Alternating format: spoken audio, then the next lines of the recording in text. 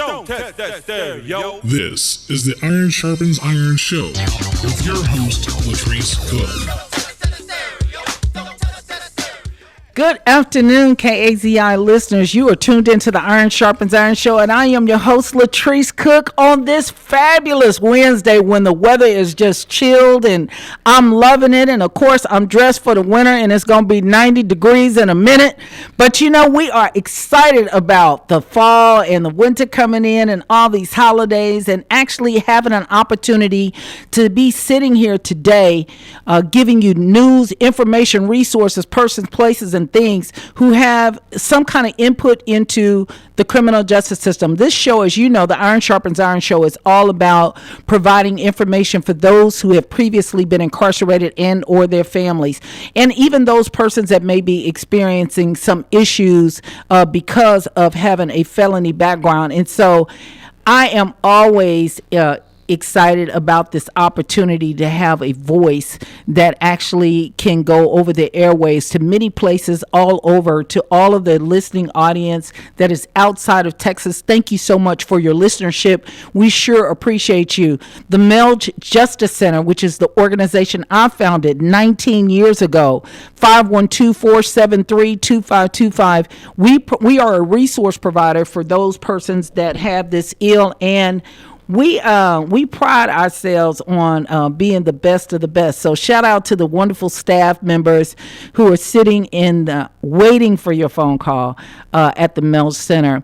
I am always enlightened by people and hearing from different people perspectives about some of the things that we talk about here on the radio. And I don't want to just always limited to not actually listening to some of the community members and people who are also founders of organizations that feed into the health and well-being of the emotional, mental, and physical parts of your lives. That to me means that anybody who has anything to do with helping us to be whole, it's important for us to open up opportunities to talk to them as well. And it's been so many things that have gone on in Austin, in and around nonprofit organizations and people starting up different things. And so today we're going to take a little bit of a turn, and we're going to talk about some of those things, some of the things that have happened in the community that people are, you know, taking, being credited for. The Black Fund, the Black Leaders Collective, Austin Justice Coalition, Austin Area Urban League, all these places, the CRT, Community Resilience Trust, all these places, Measure Austin, all these places and things, new organizations that have come into play and that have accolades about things that they are doing in the community. And so I would be remiss not to address those things that feed those community members. These are entities that are supposed to be and that are purported to be working with the marginalized community members. And so we want to discuss those things. So before we get into that, though, I definitely want to say we are running into the holiday season. And so I won't be with you all next week. And that's going to be the Thanksgiving week. And so happy Turkey Day to those of you all who will be eating all that meat. And for those vegans, happy dressing day, because that's probably what you will be dealing with. So just want to put that out there. I'm real fortunate to be able to say that I don't think this Thanksgiving I'm going to be cooking. So anyway, Fatima Mann is an innovator, thought leader, healer, and organizer, utilizing nature-based and trauma-informed practices to plant seeds of cultural mindfulness. She provides the tools to embrace cultural competency and inclusivity within organizations, groups, practices, policies, and procedures. Fatima Mann is a co-birther and director of Love and Healing Work. Love and Healing Work provides consulting, healing, and training services to guide groups, businesses, organizations, and individuals in how to engage with themselves and others through a culturally mindful, healing, and human-centered lens. Fatima has an expert perspective in cultural mindfulness, healing within systems, and human-centered approaches. She is a trailblazer in this area and has curated culturally mindful healing and human-centered experience all throughout the country. Fatima invites people to expand and transform through engaging in love and healing experiences. Her knowledge, skills, and abilities, practical advice of cultural competence and inclusivity through a healing lens offers companies access to creating equitable and inclusive environments. Serving as an AmeriCorps Vista pushed Fatima to become involved in combating police brutality through co-founding the Austin Justice Coalition, an Austin-based social justice organization. Her work with AJC allowed her to participate in the creation of the body-wearing camera policy for the Austin Police Department. Fatima attended and graduated in 2018 from Southern University Law Center. As a full-time law student, Fatima co-founded Counterbalance ATX and served as executive director, receiving several awards such as the 2018 National Association of Social Workers Public Citizen of the Year Award, 2018 Measure Austin Big Data and Community Policing Appreciation Award, and the 2017 Austin Community College Equity Activist Award. She also served as Counterbalance's policy advisor and aided in the passing of the Sandra Bland Act in 2017. Fatima created a culturally mindful, healing, and human-centered alternative to disaster relief work for people impacted by Hurricane Harvey in 2017. Since then, there has been collective efforts in which she has guided to assist in providing inclusive disaster relief efforts during and after hurricanes. Upon graduation from law school, she recognized the need for advocacy through a healing lens and founded Community Advocacy and Healing Project, a grassroots 501c3 that created space for healing and advocacy. Fatima has taken all that she has learned, organizing and cultivating change to guide people as a director of love and healing work. Good afternoon, Fatima Mann. Greetings, beautiful thing. I hope you're drinking water and taking care of yourself. Well, I think I'm drinking water and taking care of myself. And if I don't drink water, I do drink Pepsi. So that's important. It's not important. And Pepsi is not paying you or giving you any ads. No. You better drink that water. So glad to have you in the studio this afternoon. Fatima, you have a long resume. You have a long history of wanting to and being in the place of helping people, those people who are marginalized or experiencing some kind of trauma. There's so much to talk about today, but I want to give you this opportunity to talk about your work and your contributions right here in Austin, because I think just in my immediate experience, I know that you're not in the Austin area per se anymore, and there's a reason for that, and we'll go to that. But who is Fatima Mann? Oh, cool. That's a beautiful question. So I actually go by Fatima these days because my mom named me Fatima.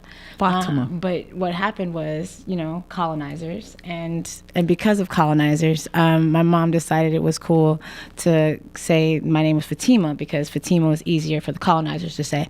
So, but she named me Fatima, which is the daughter of Muhammad, that started the nation, Islam as we know it, like the actual religion. He had a daughter named Fatima, and it's a beautiful name. Absolutely. So I've at 35, I turned 35 in January. I told myself I was going to be me, and me being a part of being me is accepting and acknowledging that my name is Fatima, and so.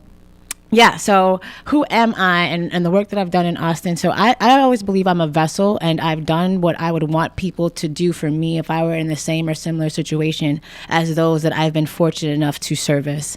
When I got to Austin, I got here as an AmeriCorps Vista, and which allowed me to learn how the city of Austin ran because I worked in the city of Austin in the Human Resources Department, in the Health and Human Resources Department. I got to read policy. I got to see how things were done, and from there I realized that they were shooting and shooting black men and mistreating black people just like they were in the city I lived before coming here. And so I got involved in the marches, and I started to go to different like groups, like People's Task Force, the groups that were advocating around black bodies not getting killed by police, but they weren't being led by black bodies, which was very interesting to me. And I, as somebody in a black body, I don't really like being led by those that don't look like me, because they don't really comprehend the experience that I am putting my life on the line to combat, right?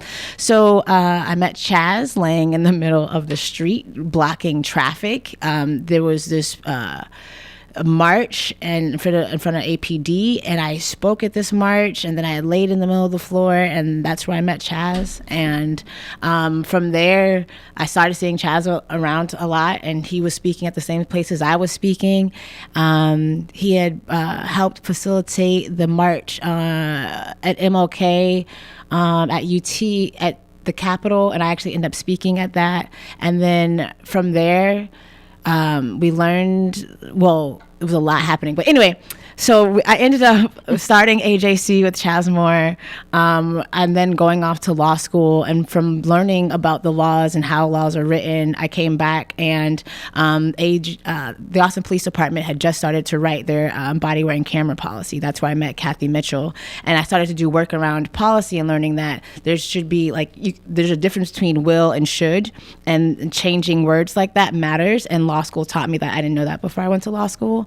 And so after that, I went back to law school, came back the summer 2016. That was when Philando Castile had died. Started to put on a lot of marches, started working with families that had experienced police brutality. So Miss Katie, I don't want you to lose your train of thought. I want you to keep going. At this point, is AJC founded? Yes. Or AJC's founded? Okay. Yeah. So okay. When oh man, David Joseph died in 2000. It was 2016, February 2016. That's when I started to get involved in what was really happening with the families and APD and what should happen. And that I didn't come back for that because I was in law school in Baton Rouge. But when I came back that summer, I was able to meet Miss Katie. That's when I realized for the first time that mothers are experiencing so much trauma. They don't get peace when they're forced to have to advocate for the lives of their children, and then mourn at the same time. It's one of the worst experiences that one can ever experience and witness someone experience. And so that was what pushed me to wanting to do more peaceful things and bringing healing into the work, because I was watching mothers like Miss Geneva Reed, right? Sandra Bland's mother. I met her the week she came out and was speaking in Prairie View. And actually that's when AJC I started to do really big work with AJC when we did the march, the Sandra Bland march in July 2015. That was the summer right before I went to law school. And that whole process, even that, right? Like me being on the ground and going to Prairie View and seeing, not Prairie View, going it was Prairie View. I'm thinking of the university. I was like, I wasn't in a university, but yeah, going to Prairie View, seeing where she was pulled over, talking to people, learning what happened, that made my work completely different, because I realized that the only people that cared about Sandra Bland was Black women. And then so when 2016 happened and I came back, realizing wanting to do more work around Black women, healing, and then having more people know about policy, because I didn't know that policy was the way it was. I was in law school, and I'm a first gen, right? Like nobody went to college before me and my family. Nobody could tell me what law school was like before I went, really. And when I started meeting Black attorneys, it was like 6 months before I was going off to law school. So I didn't really know the power of the law and what policy does and how lawyers write this, right? But I'm in school for it. Hey. And I wanted to be able to use that in Austin, and I never really felt like I got the chance to because of other reasons. But in 2016, I was at a lot of tables and a lot of meetings, and then bringing other people together and saying, hey, like, we need to be involved in this policy thing, because the policy is where it's at. If we are not actively moving words and saying, no, this is a policy that we want, and stop taking the policy they give us, we will constantly have what we have because they keep on writing our policy. The reason why I believe that when MLK was talking about bringing us into a burning building, if he was an attorney, if he had gone to law school, not even an attorney, if he had gone to law school, he wouldn't have advocated for the Civil Rights Act the way that he did.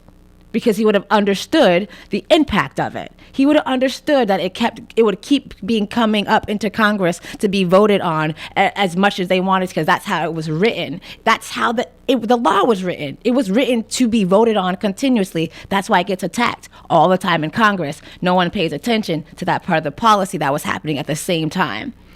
You're tuned into the Iron Sharpens Iron show, and I am your host, Latrice Cook, in the studio with Fatima, Mann. And I am excited because we are going to talk about these issues, going to continue to unpack some of the things that are happening in and around Austin, going to address the Black Fund and all of those things, if you will. We'll be right back. Keep it locked to the left. 512-836-2887 if you want to join into the conversation.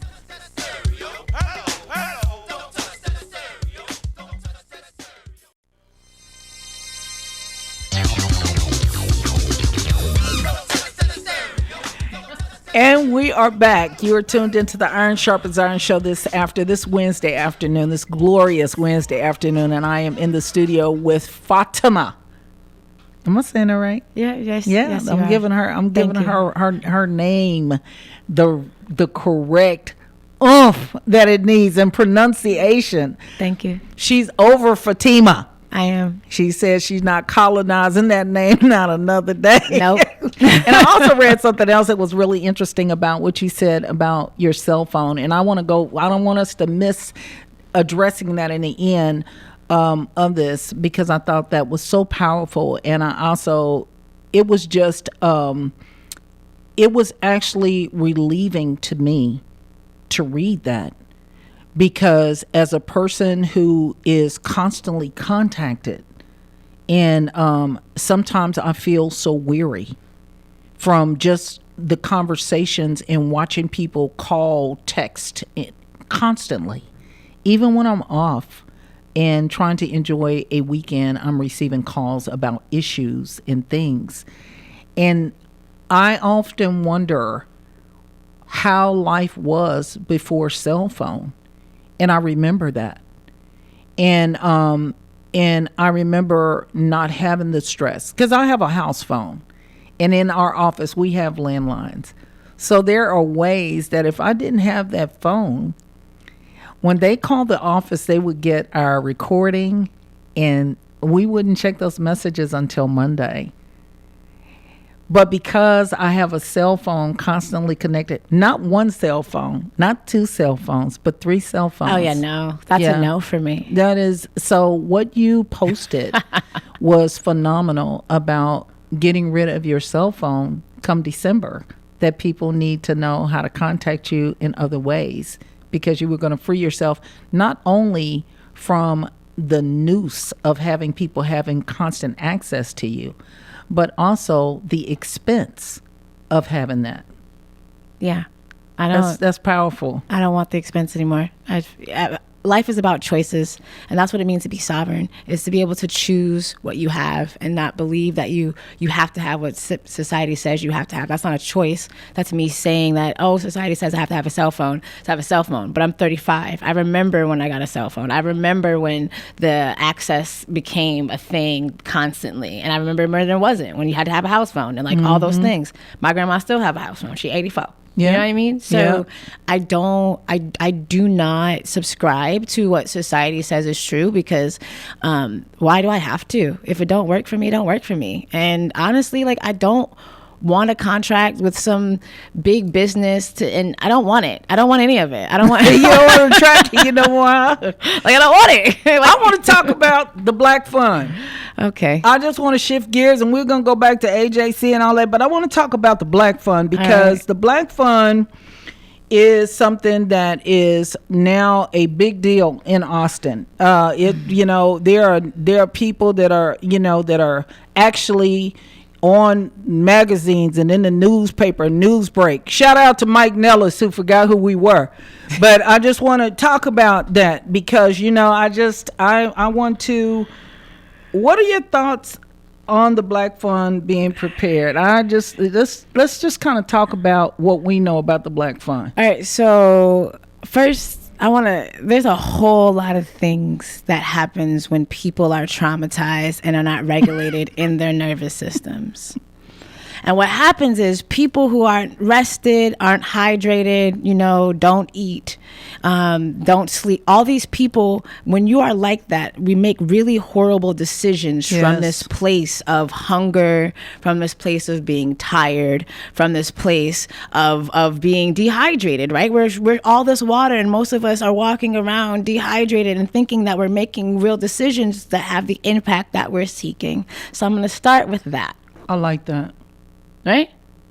Because if we look at it, most of us are hurt people, and hurt people. And that doesn't matter what title you have, doesn't matter what degree you have, doesn't matter where you're from, doesn't matter where skin complexion you are. Hurt people hurt people. And so when hurt people are put in leadership positions, which most people in leadership are hurt. Yes.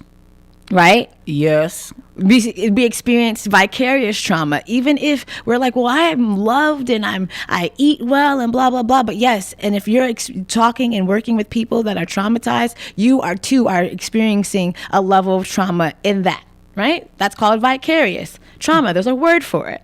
So if we think about the human beings that made up the collectives that created these funds, I want to first acknowledge that all of these human beings were experiencing the collective trauma of COVID first. Right. Right? Right. Let's just start there. Yeah, let's start right there. Everyone. Yep.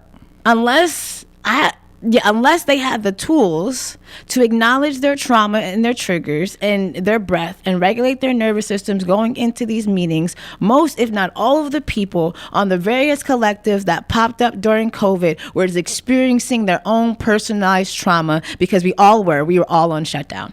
Okay, and so let me pick up and say that is so true. And also all the things that were pop-ups, this is also the trauma.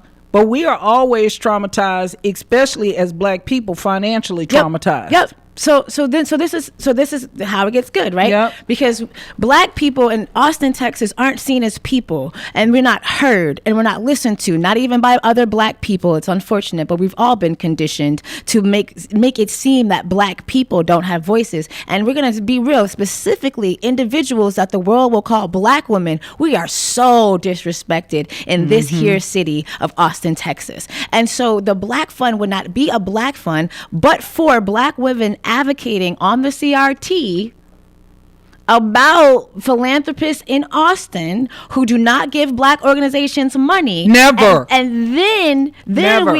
From that argument, from that conversation, then other beings that identify as being Black was able to build this thing that we have called a Black Fund. But there was work that was done behind the scenes before that, where people put their names on the line. Yep. Black, white, and like brown, Yeah. put their names on the line to be able to even have a Black Fund. Now, here's the thing: the Black Fund wouldn't even exist if not even for the work of people like Dorothy Turner. Oh, Right? So shout out to everybody who knew that being and that woman and made sure that Black people had a voice, and so that we could all continue to do her work. And others like Dorothy Turner, that many of their names we do not know, but we know exist in this city. So if anything else, it should be called the Dorothy Turner Fund, because the Black people that Dorothy Turner represents should be the Black people that are benefiting from that fund. But unfortunately, there's a divide in this community of the have and the have-nots. That doesn't matter what complexion you are. And then when you go into cultural groups, it exists in those groups too. Brown communities have the same problem. The white communities have the same problem. Either you're the educated or you're the not in Austin, Texas. Either you have access or you don't in Austin, Texas. And what has happened with this Black Fund, unfortunately, is that I don't see it, because we're still moving through a place of trauma, I don't see that the people that Dorothy Turner advocated for having access to that. no. And so That's just us. and so, but in even being a little bit more straight to this. So I want people to understand that at the time of COVID, when everybody was pretty much traumatized, CRT put together this group, started having all these groups Who that is include CRT? CRT is a Community Resilience Trust, which was a group that was founded by a white female and co-founded a white female and a Hispanic guy, Ruben and her name Janice Bookout, who Janice worked as a volunteer or as a paid volunteer for Measure Austin now, which is Measure Austin. But at the time, this was something that she did as they wanted to bring together all the entities that had anything to do with that were going to be affected by COVID. So that was a city, this, that, and the third, all these different, Travis County, there were elected officials on the calls, all these things. And then the person that ended up being the recipient that went out and got a TV ad was not only the United Way, but Austin Community Foundation. They went out and they raised their hand, put an ad on TV and said, hey, if you want to be able to help the marginalized communities that are in distress from COVID, we want you all to send all of your dollars to this place. And that's what people did. Millions of dollars started trickling into ACF and United Way. Collectively, they then got something together to actually make all the entities who were interested and were boots on the ground with people who were in suffrage, supposedly, from COVID, and distribute that money through a process of a grant. Basically, you applied for it, and they were giving out $25,000 on the first round to people. And so when all of this process started, we know that we were on the call once the first round of money had gotten put out. And once the first round of money got put out, I, Latrice Cook, looked at who all those people were, and then came back to the CRT meeting when the announcement was made who all was funded. And I recognized at that point that there were only 2 black groups in that whole amount of money that were given any money. And at that point, it was Houston Tillotson and I believe Austin Area Urban League. I might be a little bit. I believe it was those. So my point is that it was at that point that I recognized that ACF was having the same practice that they had years ago when we applied for funding. And so I figured that if we're actually in front of them, they're giving us their presentation to CRT, which I'm sure was 60 to 70 people on a phone call, as usual. It was at that point that I felt that it was necessary to bring out that the majority of the funds that they had given were given to white groups that had nothing to do with helping community members who had been fractured by COVID. And so that conversation of me saying, hey, raising my hand and saying, hey, this is crazy. You all have done this historically. That actually, and at that point, yourself, Fatima, Jerica, and I even believe Quincy came in and began to start talking on that conversation about the inequity, and that the point that was being made was right.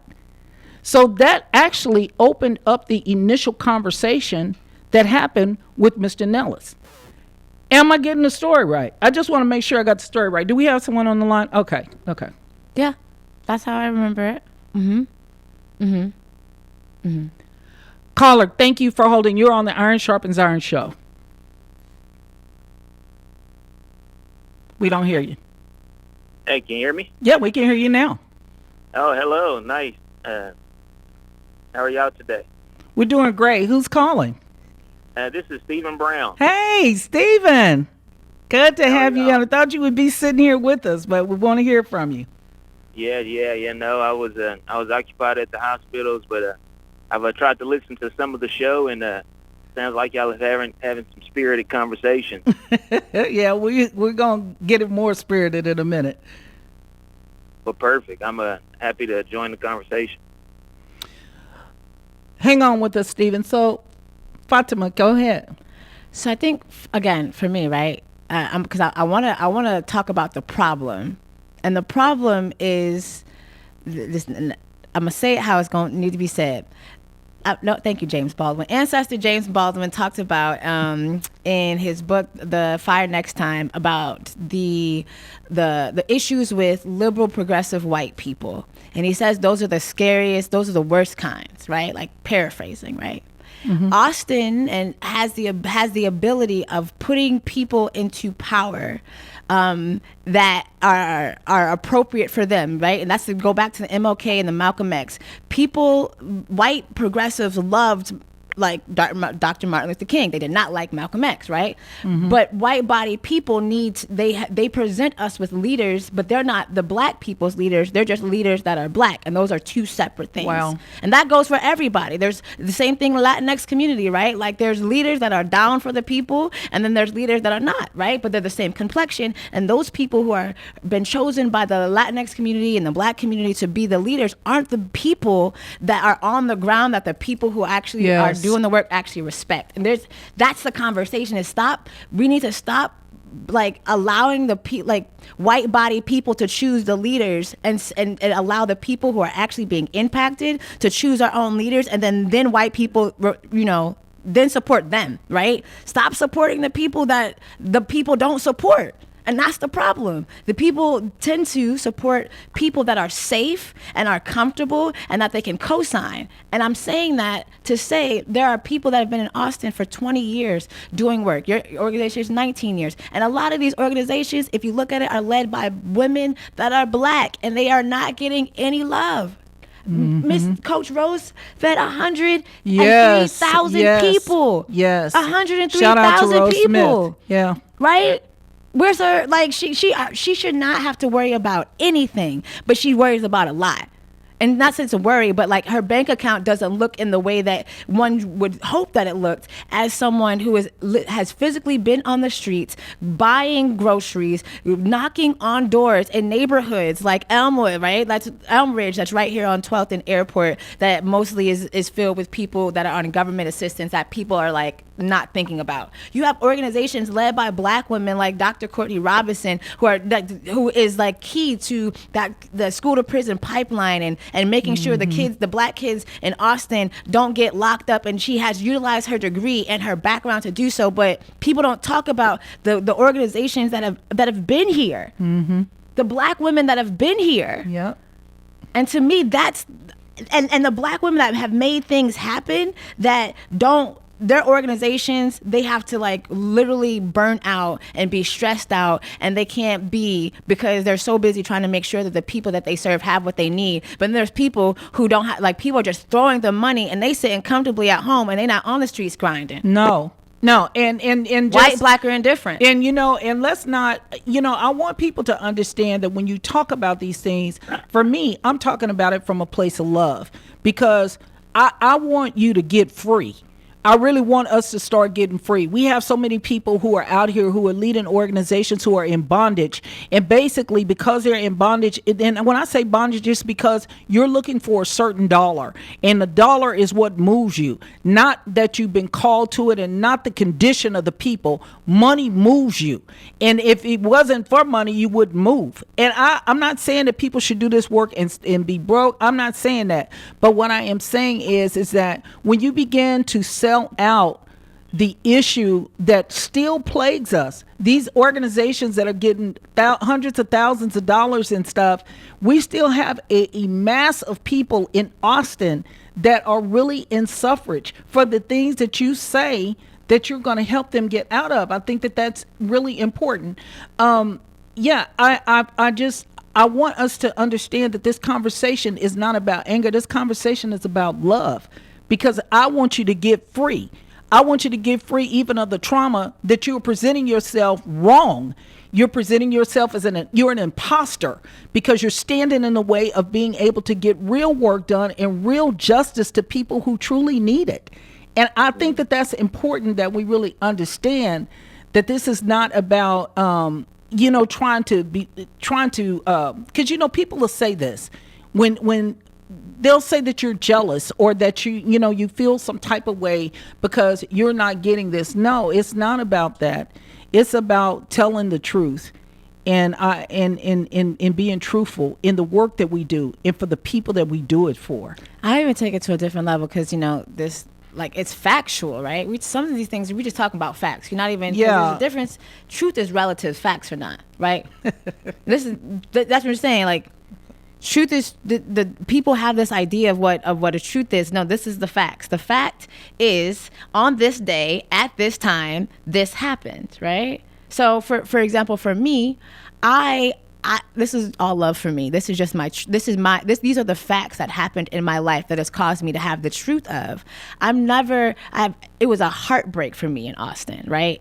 I was in a relationship with what happened and the people here. Like, I love doing everything that I have been blessed and called to be able to do in this city. And also it broke my heart because there was no, being at the World Call as a Black woman, there was no love for me on any side, right? Wow. Because everybody was moving through their trauma. Everybody is moving through their ego. Most people don't see themselves really. Most people aren't still enough to ask. Like, a lot of people pray, but most people aren't still enough to hear God. So they think that they're doing something that is holy or on their path, but they don't even know because they don't listen, right? And so hurt people. And all I want to do is help people.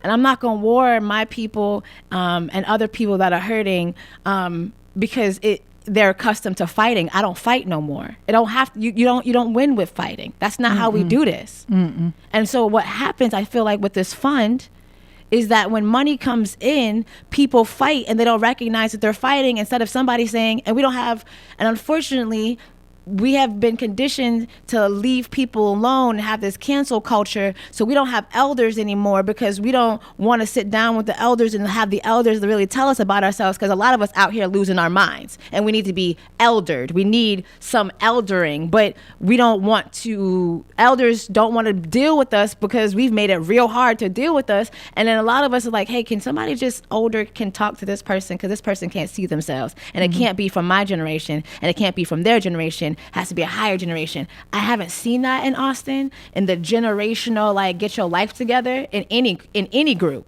White people, Black people, like they're, you know what I'm saying? I haven't seen it. Yeah, I think it's important to say, because I've heard this I actually listened to something that they had some months back at Houston Tillotson, and I think Jeff Trevelyan was on that panel, Nelson Linder, Colette Pierce, Burnett, and Chaz, and he was saying that one of his things is that it was good to have the elders, but that it was young people that made the movements, and that young people really should take the lead, that the elders need to basically sit back now and allow the young people to go forward.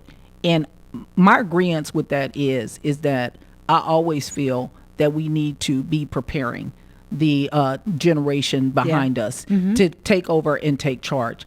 But I feel like we have to give just due to those persons that were the trailblazers who opened the doors, who allowed, I look at how it started out for me 19 years ago, and there are people that are coming in with the idealism of reentry, not really doing anything, and they already start out with a $300,000 budget. It took me years to even get to that point, because first of all, people didn't even believe in it, reentry. They thought it was some kind of conspiracy theory, this, that, and the third. So at that point, it was a build. The reason why we started finally getting money is because of consistency, and that they were like, man, about 5 other organizations folded, Melge is still here. It wasn't even about the quality of the work as it was. They wanted to make sure that you were going to stay. This was 19 years ago. That's not even an issue now. You don't even have to really have anything, credibility going on, this, that, and the other. Basically, you have to have the appearance of being willing to be the same skin color, but take the colonized idealisms and run with it, and you're funded. I mean, that's really true now. You don't really have to. You can be of the same color as me, but somebody be able to work their agenda through you with no problem, and they will fund you before they'll fund a person who has boots on the ground. We have a caller. Caller, come on in. I want you to join into this conversation. Yeah, this is a great conversation. Some of these things are near and dear to me, especially since I'm a fourth generation Austinite, and I definitely can relate to some of these issues. One of the things that really standing out to me is the fact that folks that are doing the work, just the regular community members, people that lend a voice to the struggle, often aren't called on to tell their own story.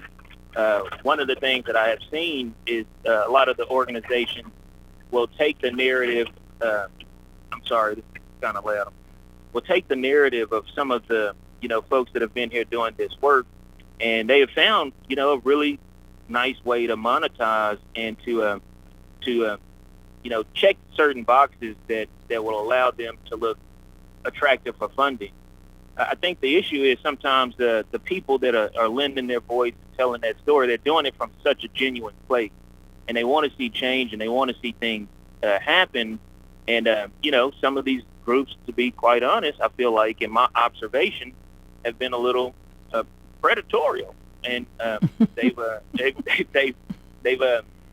figured out how to monetize it, and won't even allow you to tell your own story because sometimes they'll make you feel like what you say and how you say it makes it unattractive for their funding.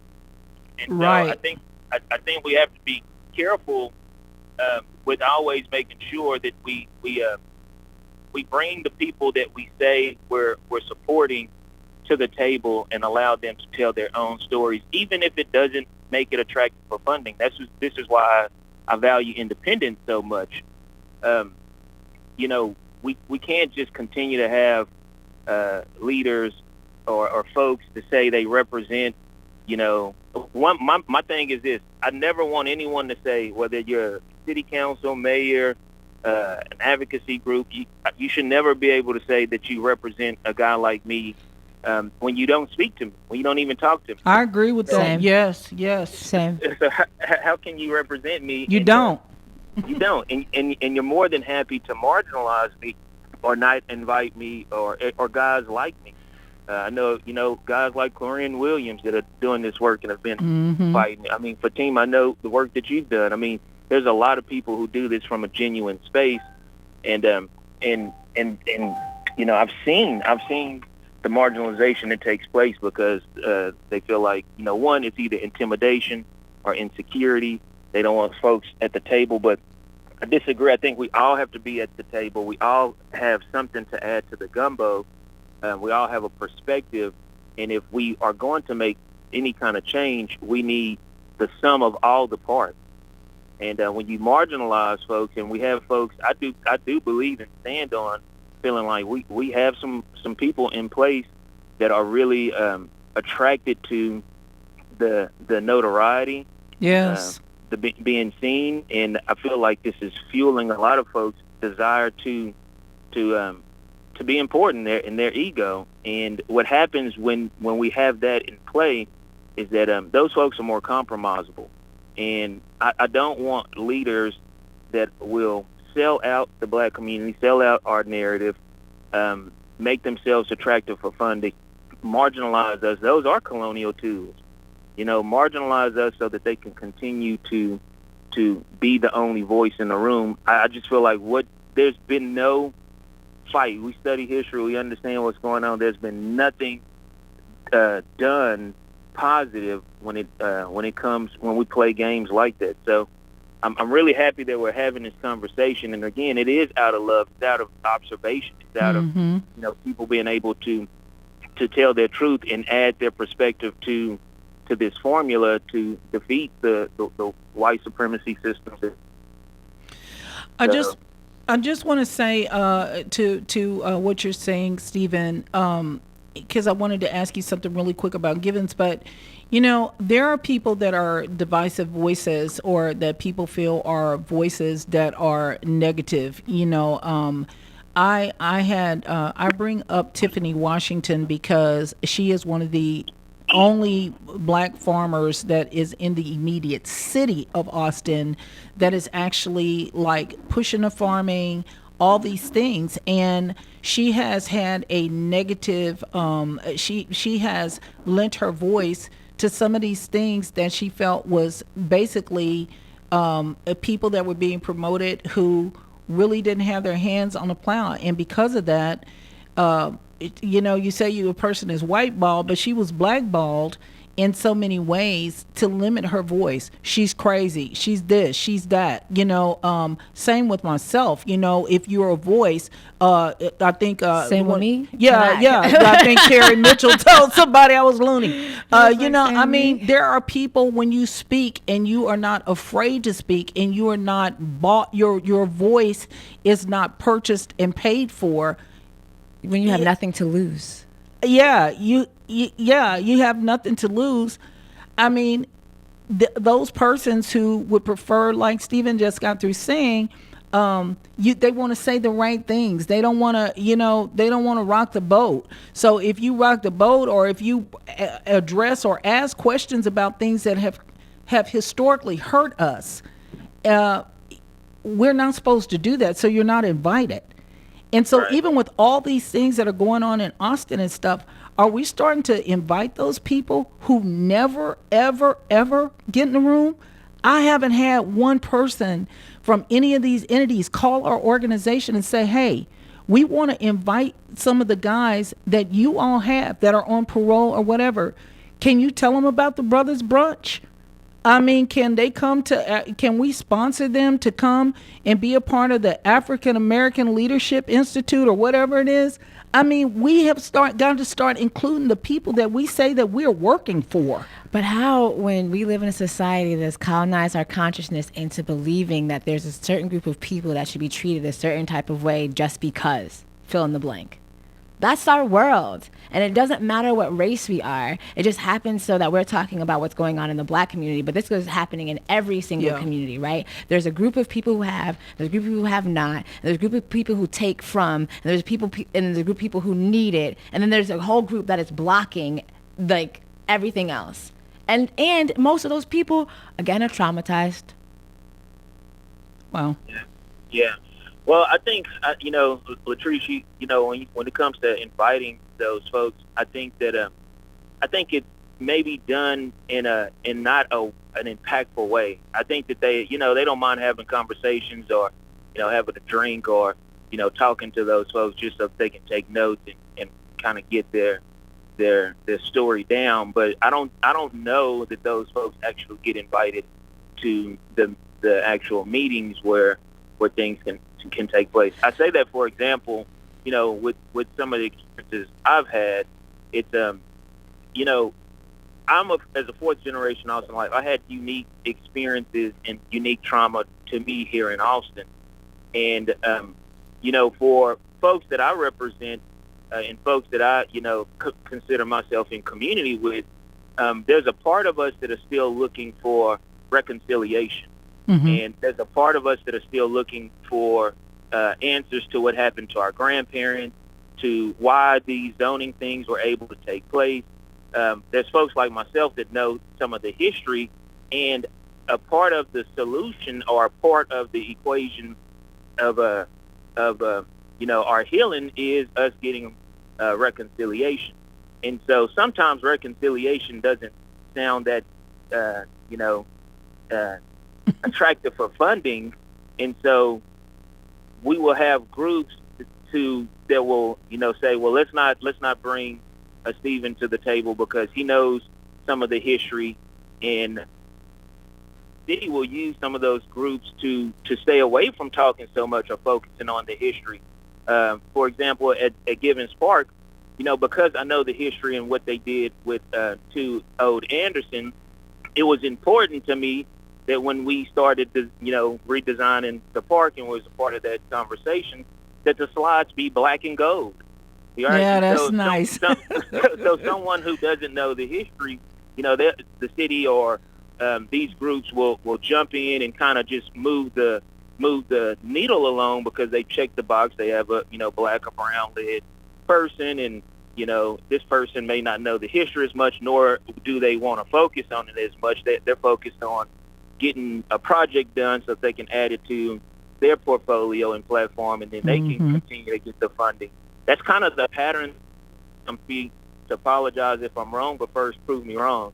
But so I'm just saying, this is the danger, and this is not about transplant versus locals or people that know the history. It's okay. I don't have a problem with anyone making money or doing this work and being compensated. I think organizations should be set up to where they can collect funds so that they can continue their work. But if your opportunity is standing in the way of reconciliation, then we have a problem, and that's a black person or a white person. And so I think the way we can work together, because I am solution-minded, is, having us all at the table. It's a win-win. We get our reconciliation by little things like interpretive signage, making sure the slides, are the right color, making sure that a part of the solution is also reconciliation along with opportunity. It doesn't have to be one or the other. It can be both. But when we marginalize each other, we don't get the best thing. Some of these folks are cutting deals for crumbs when we are all at the table standing together. We can actually get a deal that's a win-win for all parties. That's the voice of Stephen Brown. Stephen, as we're running down to the up to the hour, thank you so much for your insightfulness, and we actually be bringing him back into the studio along with some others and yourself, Fatima, very soon. So thank you for that.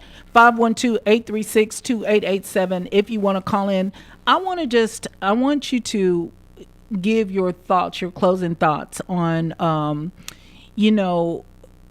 all that we've talked about, your exit from Austin, and just how you're feeling today, just even reflecting on the things which you kind of talked about, just your, just the AJC thing, the Black Fund. We haven't even touched on half of the stuff that we, but in hearing what he had to say, you are actually here because you have put together, along with Cloran Williams, or I know that this was something that you brought as an ideal, to actually pay respects and have a gathering for those persons that have had a big impact in Austin, and you're going to host something on Sunday for that.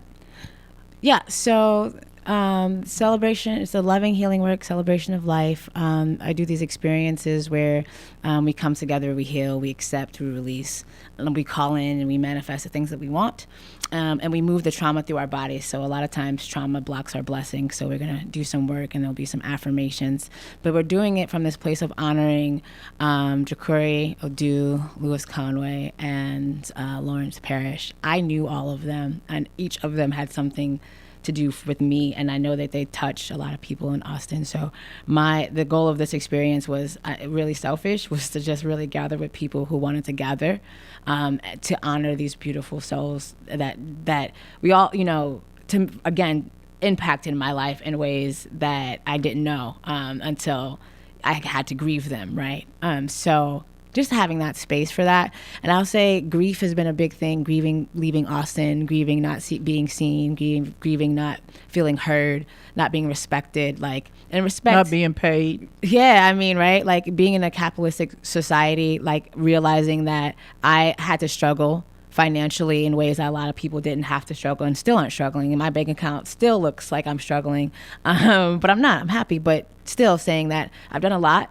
But my bank account don't look like that, and having to struggle and watch people grow was heartbreaking, and not in a jealous way, but hey, I'm doing the work and others are doing the work. We shouldn't have to worry about if we're going to be able to pay rent or even get food or buy water, you know what I'm saying? Mm-hmm. And that has been my experience, and not being supported and not being seen as somebody who has skills and experiences to give, So that was heartbreaking, and I had to grieve that. And in grieving that, I realized that, most of us are suffering, and having compassion for that too.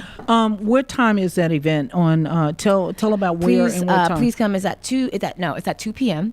At Rosewood Neighborhood Park, and we'll begin at 2:22. And if people need to get any information about that, how can they do that? You can connect with us on all the social medias at Love and Healing Work. You can connect with us on our website at lovinghealingwork.com. And you can email us at connect@loveandhealingwork. Nice. So as you all know, we are up against it, and he's already bumping the music. I can hear it in my ear. That's because we got to get out of this place. And I actually was supposed to have my suitcase in the car because we're headed to Dallas for a fundraiser, and I left my suitcase. So I will be leaving out later. But I just want to tell you all, thank you all so much for your continual listenership. Happy Turkey Day to all of those who are going to be eating meat and not vegan. We appreciate you if you would support KAZI 88.7 FM. There's Richard Smith. Hey, support KAZI. We need you. 40 by 40, 40 years of serving the community. Thank you so much for listening. And as you know, your success is important to us.